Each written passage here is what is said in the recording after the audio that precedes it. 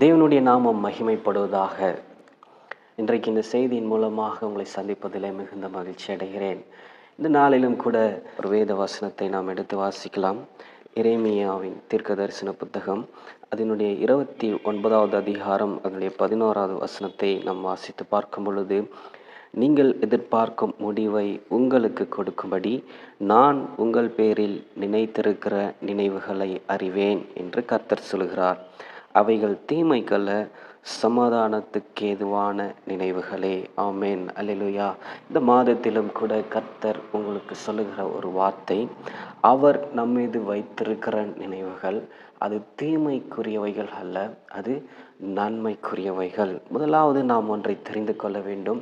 இந்த உலகத்தில் யார் நம்மை நினைத்தாலும் நினைக்காவிட்டாலும் உங்களையும் என்னையும் குறித்து நினைவாய் இருக்கிற ஒரு தேவன் இங்கே மிகவும் அழகாக மொழிபெயர்க்கப்பட்டுள்ளது. நான் உங்கள் பேரில் நினைத்திருக்கிற நினைவுகள். அவர் நம்மை நினைத்திருக்கிறார். கர்த்தர் உங்களையும் என்னையும் நினைத்திருக்கிறார். அது மாத்திரமல்ல, உங்களையும் என்னையும் குறித்து அவர் நினைவிலே வைத்திருக்கிறார். ஆங்கில வேதாகமத்தில் இந்த வசனத்தை நாம் வாசித்து பார்ப்போமே ஆனால், I know the plans I have for you. அதாச்சு ஆண்டவர் நம்மை குறித்து நினைவாக இருக்கிறார். நம்மளை குறித்து திட்டங்களை அவர் வைத்திருக்கிறார். நம்மை குறித்து பிளான்ஸை அவர் வைத்திருக்கிறார். நம்முடைய லைஃப்பை குறித்து நம்ம நிறைய பிளான் பண்ணுவோம். நிறைய ஃப்யூச்சரை குறித்து, எதிர்காலத்தை குறித்து நிறைய நம்ம திட்டமிடுவோம். ஆனால் இங்கே வேதம் சொல்கிறது, கர்த்தர் உங்களை குறித்து என்னை குறித்து அவர் திட்டங்களை வைத்திருக்கிறார். முதலாவது இந்த வசனத்திலிருந்து கர்த்தர் சொல்லுகிற ஒரு காரியம், அவர் நம்மீது நினைவாய் இருக்கிறார். ஒருவேளை நீங்கள் நினைக்கலாம், எனக்கு சரியாக கைட் பண்ண யாருமே இல்லை என்று நீங்கள் ஒருவேளை நினைத்து கொண்டிருக்கலாம். ஆனால் இந்த நாளிலே கர்த்தர் உங்களை பார்த்து சொல்லுகிறார், அவர் உங்கள் மேல் நினைவாய் இருக்கிறார். அவர் உங்களுக்கான திட்டங்களை அவர் வைத்திருக்கிறார். நீங்கள் உங்கள் எதிர்காலத்தை குறித்து போடும் ஆயிரம் திட்டங்களை விட, நீங்கள் உங்கள் லைஃபை குறித்து வச்சிருக்கிற பிளான்ஸை எல்லாத்தையும் விட, உங்கள் பேரண்ட்ஸ் உங்களை குறித்து வச்சிருக்கிற பிளான்ஸை விட, கடவுள் உங்கள் மேலே வச்சிருக்கிற பிளான்ஸ் ரொம்ப ரொம்ப ரொம்ப பெஸ்ட்டான பிளான். அது ரொம்ப ரொம்ப ரொம்ப ஆச்சரியமாய் இருக்கும். ஆகவே நீங்களும் நானும் தெரிந்து கொள்ள வேண்டிய ஒரு விஷயம், உங்களையும் என்னையும் குறித்து நினைவாய் இருக்கிற ஒரு தேவன் உண்டு. அந்த தேவன் உங்களையும் என்னையும் குறித்த அநேக திட்டங்களை, நிறைய பிளான்ஸை அவர் வைத்திருக்கிறார். ஆகவே நீங்களும் நானும் செய்ய வேண்டிய ஒரு காரியம், அவர் நம்மேல நினைவாய் வைத்திருக்கிற, நம்மேல் நினைவாயிருக்கிற தேவனுடைய திட்டங்களை நாம் அறிந்து கொள்ள வேண்டும்.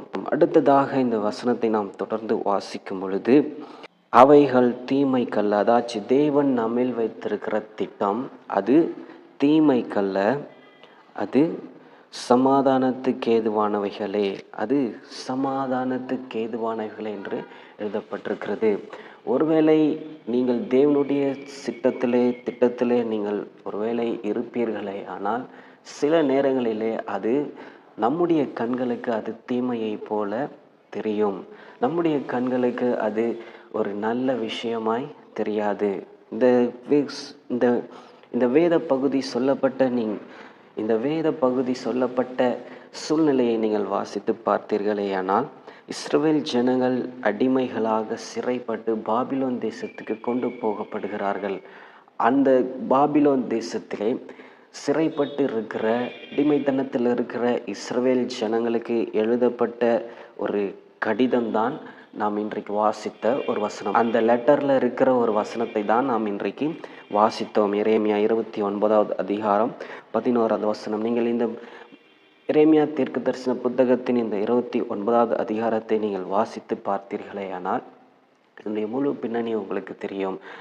பாபிலோன் தேசத்திலே சிறைப்பட்டிருக்கிற ஜனங்களுக்கு கர்த்தர் சொல்லுகிற ஒரு வார்த்தை, நீங்கள் எதிர்பார்க்கும் முடிவை உங்களுக்கு கொடுக்கும்படி நான் உங்கள் பேரில் நினைத்திருக்கிற நினைவுகளை அறிவேன் என்று கர்த்தர் சொல்கிறார்.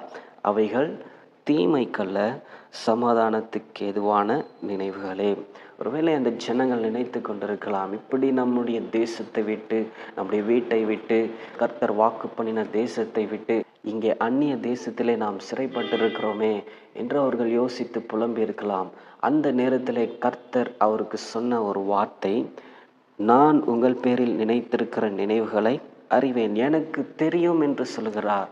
உங்களை குறித்ததான திட்டம், உங்களுக்கு எப்போ எதை செய்யணும்னு ஆண்டவருக்கு தெரியும். I know I have plans for you. அவருக்கு தெரியும்.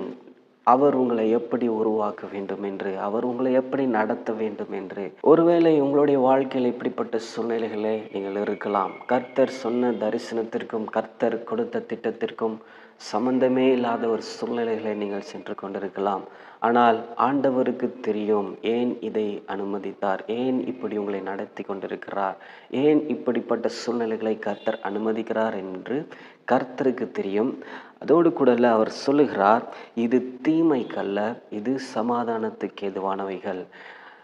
சிறை, தங்களுடைய தேசத்தை விட்டு அந்நிய தேசத்திலே சிறை பிடித்து போகப்படுவது சமாதானத்துக்கு ஏதுவானவைகளா? இல்லை. அந்நிய தேசத்திலே வேற ஒரு ராஜாவின் கீழே இருப்பது சமாதானத்துக்கு ஏதுவானவையா? இது நன்மைக்கு ஏதுவானவையா? இது நன்மையான காரியமா?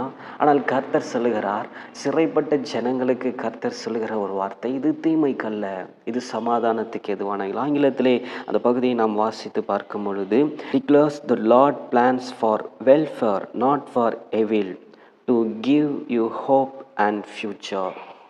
இது உன்னுடைய வாழ்க்கையில நம்பிக்கையும், இது உன்னுடைய வாழ்க்கையில விசுவாசத்தையும், இது உன்னுடைய வாழ்க்கையில ஒரு நல்ல எதிர்காலத்தையும், சமாதானத்துக்கு ஏதுவான எதிர்காலத்தை கொடுக்கிற ஒரு காரியமாய் இது இருக்கும் என்று சொல்லுகிறார். ஒருவேளை இஸ்ரவேல் ஜனங்கள் இருக்கிற சூழ்நிலைகளே நீங்கள் இருக்கலாம். ஆனால் இன்றைக்கு கர்த்தர் உங்களை பார்த்து சொல்லுகிறார், நீ போய்கொண்டிருக்கிற இந்த பாதை, நீ சந்தித்து கொண்டிருக்கிற நெருக்கம், நீ சந்தித்து கொண்டிருக்கிற இந்த பிரச்சனை, போராட்டங்கள், இந்த தனிமையின் பாதை, இது உன்னை முடிப்பதற்கல்ல, இது தீமைக்கல்ல, இதை சமாதானத்துக்கு எதுவாக தேவன் மாற்றுவார். யோசித்து பாருங்கள். யோசிப்பினுடைய வாழ்க்கையை சற்று நினைத்து பாருங்கள். தேவன் அவனை குறித்து அநேக திட்டங்கள், தரிசனங்களை வைத்து அவனுக்கு ஒரு தரிசனத்தை கொடுத்தார். ஆனால் நடந்தது என்ன? அவனை தன் சொந்த சகோதரர்கள் அந்நிய தேசத்தாரிடத்திலே விற்று போட்டார்கள். செய்யாத தவறுக்காக அவன் சிறை தண்டனை அனுபவித்தான். ஒருவேளை அவன் நினைத்திருப்பான், அவ்வளவுதான் என்னுடைய வாழ்க்கை, இந்த சிறையிலே முடிந்து போய்விடும் என்று நினைத்திருப்பான். ஆனால் ஒரு நாள் வந்தது, சடுதியாக அவனை கூட்டிக் கொண்டு போய் எகிப்து ராஜாவின் முன்பாக நிறுத்தினார்கள். திடீரென்று ஒரு நாள் வந்தது, சிறையிலிருந்த அவனை கொண்டு போய் பார்வோனின் முன்பாக நிறுத்தினார்கள். சிறைச்சாலையில் இருந்தவன் திடீரென்று இன்றைக்கு அரண்மனையிலே நின்று கொண்டிருக்கிறான். அது மாத்திரமல்ல, அந்த தேசத்தின் அதிபதியாக தேவன் அவனை உயர்த்தினார்.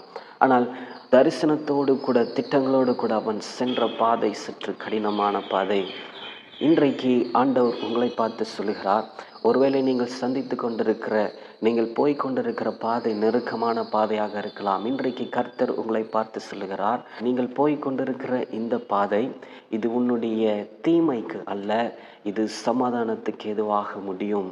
நீ எதிர்பார்த்து கொண்டிருக்கிற காரியங்களிலே நல்ல முடிவை கொடுப்பதற்காக அனுமதிக்கிற இந்த பாதையிலே நீங்கள் சந்தோஷமாக நீங்கள் செல்லுங்கள். இந்த வசனத்திலிருந்து தேவன் பேசுகிற 3 காரியங்களை நீங்கள் புரிந்து கொள்ள வேண்டும். 3 காரியங்களை தேவன் இந்த வசனத்திலிருந்து நமக்கு தெளிவுபடுத்த விரும்புகிறார். 3 காரியங்கள். முதலாவது, உங்கள் மேல் நினைவாய் இருக்கிற தேவன் ஒருவர் உண்டு. உங்கள் மேல் உங்களை விசாரிக்கிற ஒருவர் தேவன் உண்டு. உங்களை நடத்துகிற ஒரு தேவன் உண்டு. உங்களை தாயின் கருவிலே தோன்றின நாள் முதல் இந்த நாள் வரை உங்களை கரம் பிடித்து நடத்தி கொண்டிருக்கிற தேவன் ஒருவர் உண்டு. ஆகவே இந்த உலகத்தில் யாருமே இல்லை என்று நினைக்க வேண்டாம். எனக்கு உதவி செய்ய யாரும் இல்லை என்று நினைக்க வேண்டாம். என்னை விசாரிக்க யாரும் இல்லை என்று நினைக்க வேண்டாம். உங்களை குறித்து நினைவாயிருக்கிற, எப்பொழுதும் நினைவாயிருக்கிற ஒரு தேவன் உங்களுக்கு உண்டு என்பதை நீங்கள் மறந்து போக வேண்டாம். 2வது, தேவன் உங்களை குறித்து அநேக திட்டங்களை வைத்திருக்கிறார். அவர் நிறைய பிளான்ஸ் உங்களுடைய வாழ்க்கையில வைத்திருக்கிறார். 3வது, தேவன் கற்றுக் கொடுக்கிற ஒரு காரியம், இந்த பிளான்ஸ் உங்களுடைய வாழ்க்கையின் தீமைக்கு அல்ல, இது சமாதானத்துக்கு ஏதுவானவைகள், இது நன்மைக்கு ஏதுவானவைகள், இது ஆசீர்வாதத்திற்கு ஏதுவானவைகள். ஆனால் நீங்கள் ஒன்றை புரிந்து கொள்ள வேண்டும், இப்படிப்பட்ட சமாதானத்துக்கு ஏதுவான ஆசீர்வாதமான வழி சில நேரங்களிலே குறுகலான பாதையிலே, சில நேரங்களில் நெருக்கத்தின் பாதையிலே, சில நேரம் கண்ணீரின் பாதையிலே செல்ல வேண்டியிருக்கும். தேவன் நடத்துகிற விதம் வித்தியாசம். ஒவ்வொருவரையும் தேவன் நடத்துகிற விதங்கள் வித்தியாசம். என்னை நடத்தினது போல தேவன் உங்களை நடத்த மாட்டார். உங்களை நடத்துகிறது போல தேவன் என்னை நடத்த மாட்டார். ஒவ்வொருவருக்கும் தேவன் இண்டிவிஜுவலாக ஒரு பிளானை வச்சிருக்கிறார்.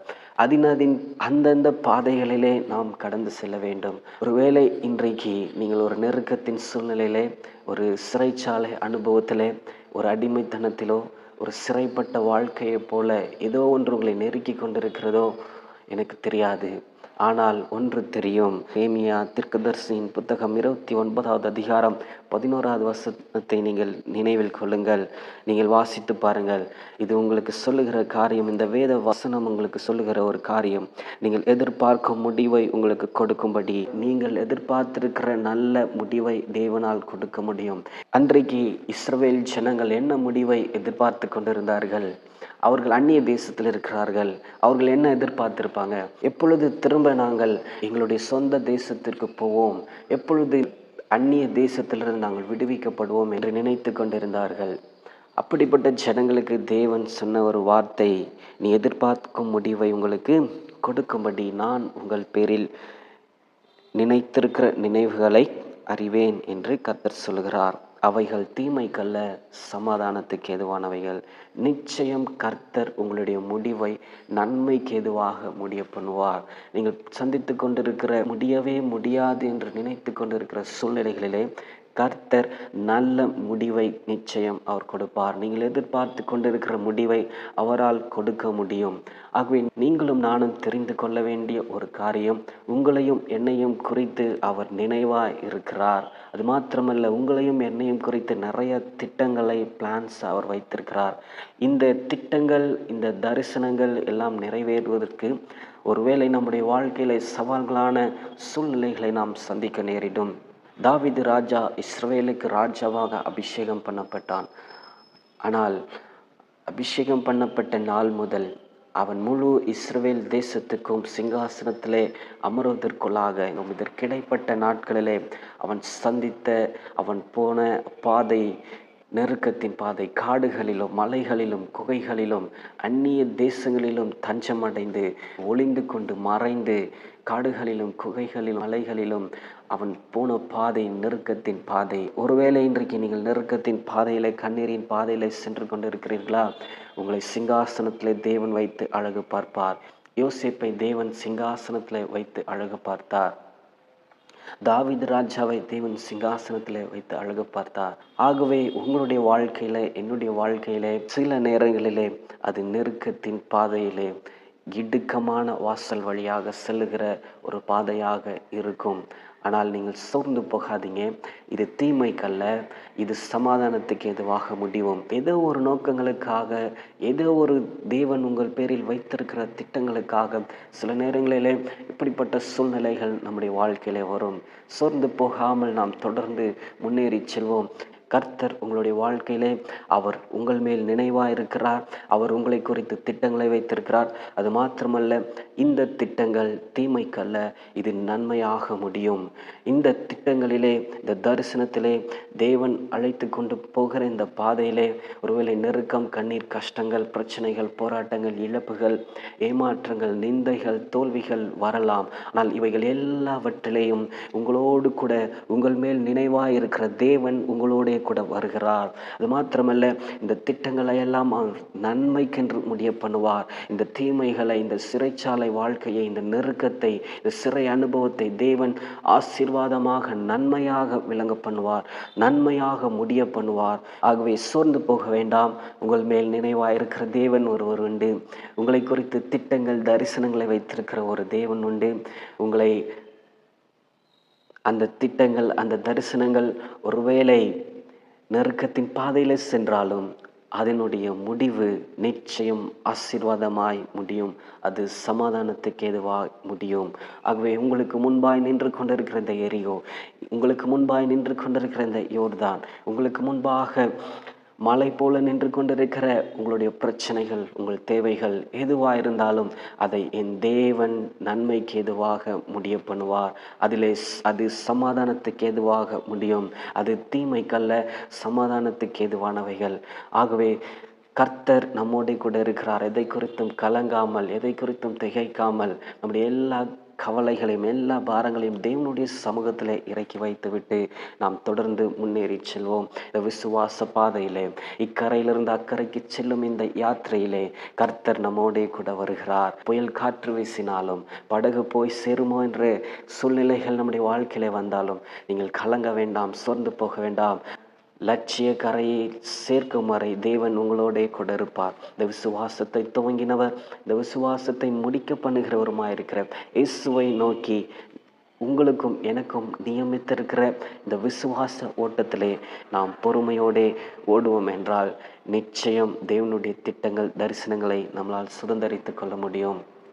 நம்முடைய வாழ்க்கையிலே தேவன் வைத்திருக்கிற திட்டங்கள் எல்லாம் நம்முடைய வாழ்க்கையில நிறைவேறும் பொழுது தேவன் வைத்திருக்கிற நினைவுகள், திட்டங்கள் நம்முடைய வாழ்க்கையில நிறைவேறும் போது அது அநேகருக்கு ஆசீர்வாதமாக இருக்கும். நம்முடைய வாழ்க்கை நிச்சயம் ஆசீர்வாதமாய் மாறும். நம்முடைய வாழ்க்கை நிச்சயம் அநேக ஜனங்களுக்கு ஆசீர்வாதமாய் மாறும். இந்த வசனத்தை வாசித்து நான் தியானிக்கும் பொழுது கர்த்தர் என்னோடு கூட பேசின ஒரு வார்த்தை, தீமையை போல தெரியும். நான் அழைத்து கொண்டு போகிற இந்த பாதை தீமையை போல தெரியும். இதை உன்னை முடிப்பதற்கு போல தெரியும். ஆனால் இது உன்னை முடிப்பதற்கு அல்ல, இதை நன்மையாக முடிய பண்ணும்படியாக, இது சமாதானத்துக்கு ஏதுவாக முடியும்படியாக தேவன் நிச்சயம் நம்மை ஆசீர்வதிப்பார். இந்த விசுவாச ஓட்டத்திலே தேவன் நிச்சயம் நம்மை ஜெயமாய் வழிநடத்த அவரால் முடியும். ஆகவே சோர்ந்து போக வேண்டாம். கர்த்தர் பெரிய காரியங்களை உங்களுடைய வாழ்க்கையிலே செய்வாராக. எந்த சூழ்நிலைகள் வந்தாலும், எந்த பிரச்சனைகள், எத்தனை போராட்டங்கள் வந்தாலும் நம்மேல் நினைவாக இருக்கிற தேவன் உண்டு. நம்மை விசாரிக்கிற தேவன் உண்டு. நம்மை குறித்து திட்டங்கள் வைத்திருக்கிற தேவன் உண்டு. இந்த திட்டங்கள் எல்லாம் தீமையை போல தெரிந்தாலும் இதை தேவன் நன்மையாக முடிய பண்ணுவார். இதை ஆசீர்வாதமாக முடிய பண்ணுவார். கர்த்தர் தாமே உங்களை ஆசீர்வதிப்பாராக. நாம் எல்லாரும் கண்களை மூடி ஜெபிக்கலாமா? நீங்கள் எந்த சூழ்நிலையில் இருந்தாலும் சரி, ஒரு சில நிமிடங்கள் கண்களை மூடி நாம் ஜெபிக்கலாம். எங்களை அதிகமாக நேசிக்கின்றதான எங்கள் அன்பின் பரலோக பிதாவே, இந்த ஆசீர்வாதமான நீர் கொடுத்த ஜூலை மாதத்தின் முதல் நாளுக்காக நாங்கள் நன்றி செலுத்துகிறோம். நீர் கொடுத்திருக்கிற இந்த ஜூலை மாதத்திற்காக நாங்கள் நன்றி செலுத்துகிறோம். இந்த மாதத்தை தேவன் எங்களுக்கு கிருபையாய் கொடுத்ததற்காக நன்றி செலுத்துகிறோம்.